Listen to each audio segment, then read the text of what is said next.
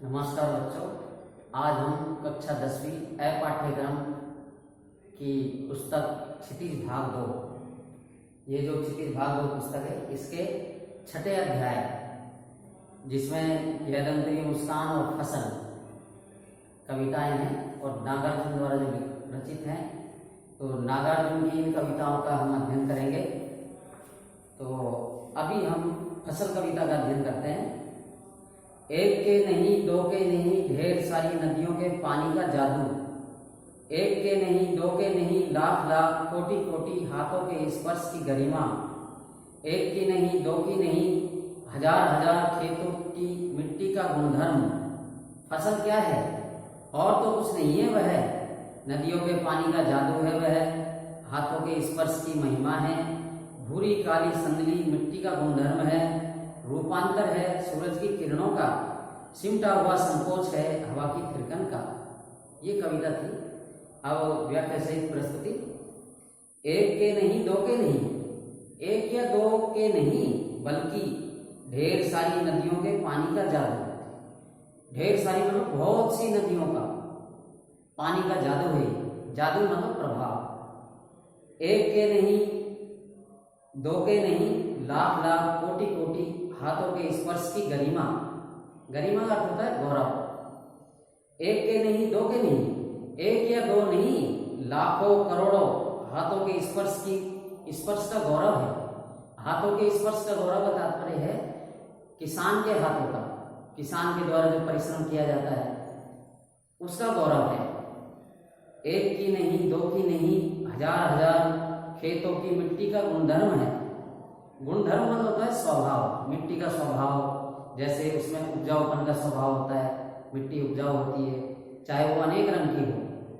दो की नहीं, एक या दो नहीं, हजारों हजारों नदियों खेतों की मिट्टियों का गुणधर्म है। गुणधर्म मतलब स्वभाव। एक की नहीं, दो की नहीं, हजार हजार खेतों की मिट्टी का गुणधर्म। एक या दो नहीं, हजारों खेतों की मिट्टी का स्वभाव है। फसल क्या है? अब कभी यहाँ को प्रश्न करते हैं कि फसल क्या है, फिर वो जवाब देते हैं यहाँ पर खुद, और तो कुछ नहीं है वह, नदियों के पानी का जादू है। फसल कुछ नहीं है, नदियों के पानी का प्रभाव है कि नदी का पानी जब फसल को मिलता है तो वो लहला आती है, उसके अंदर जान आ जाती है। वह हाथों के स्पर्श की महिमा है, और हाथों के द्वारा जो परिश्रम किया जाता है, किसानों के द्वारा जो जी तोड़ मेहनत की जाती है, वो अपना प्राण तक लगा देते हैं, तब वो खेती होती है।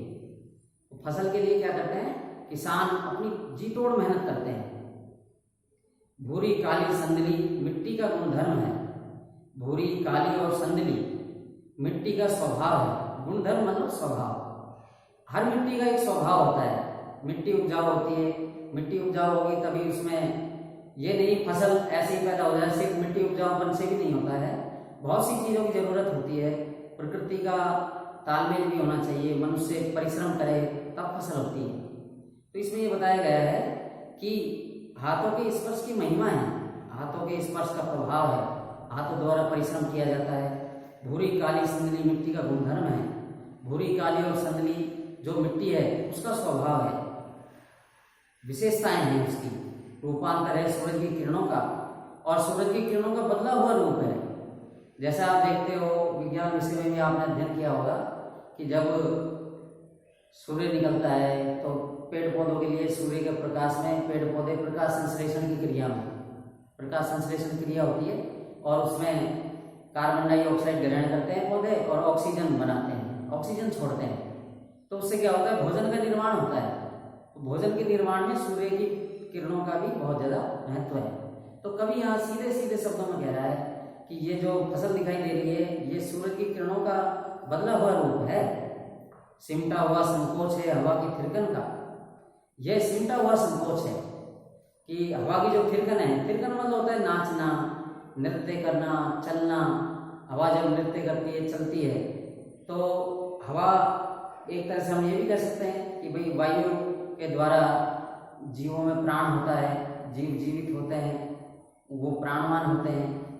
तो जो वायु है उसके द्वारा फसल तैयार होती है, फसल के लिए हवा भी जरूरी है। तो पूरी तरह से हम ये कह सकते हैं कि एक अच्छी फसल के लिए मिट्टी का उपजाऊ होना जरूरी है, मिट्टी उपजाऊ होनी चाहिए, बीज अच्छा होना चाहिए, उसके लिए पानी हो, सूरज का प्रकाश हो और हवा भी शुद्ध हो। हवा की शुद्धता भी जरूरी है, तब एक फसल तैयार होगी। तो यहाँ पर ये कवि की बहुत शिक्षाप्रद कविता है, जिसका मुख्य उद्देश्य है कि प्रकृति और मनुष्य दोनों के संयोग से ही फसल होती है। फसल को हम इन तत्वों के अभाव में पैदा नहीं कर सकते। कुछ प्रश्नों के हम यहाँ प्रश्नों के बारे में चर्चा करेंगे। कवि के अनुसार फसल क्या है? कवि ने बताया है कि फसल प्रकृति और मनुष्य की सामूहिक क्रियाओं का फल है, एक दूसरे के तालमेल का फल है फसल। मनुष्य सिर्फ परिश्रम करे और जो मिट्टी है वो उपजाऊ ना हो, अच्छी हवा ना हो, सूर्य का प्रकाश ना मिलता हो, तो फसल नहीं होगी। तो फसल यही है कि सभी की परिश्रम का परिणाम है। कविता में फसल उपजाने के लिए आवश्यक तत्वों की बात कही गई है। ये आवश्यक तत्व कौन कौन से हैं?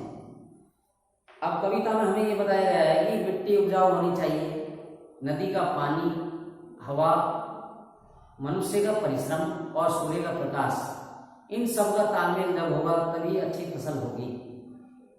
फसल को हाथों के स्पर्श की गरिमा और महिमा कहकर कवि क्या व्यक्त करना चाहता है? फसल को कवि ने क्या कहा है? हाथों के स्पर्श की गरिमा और महिमा कहकर कवि क्या व्यक्त करना चाहता है? कि कवि क्या कहना चाहता है कि वो गरिमा है और उसकी महिमा है हाथों की।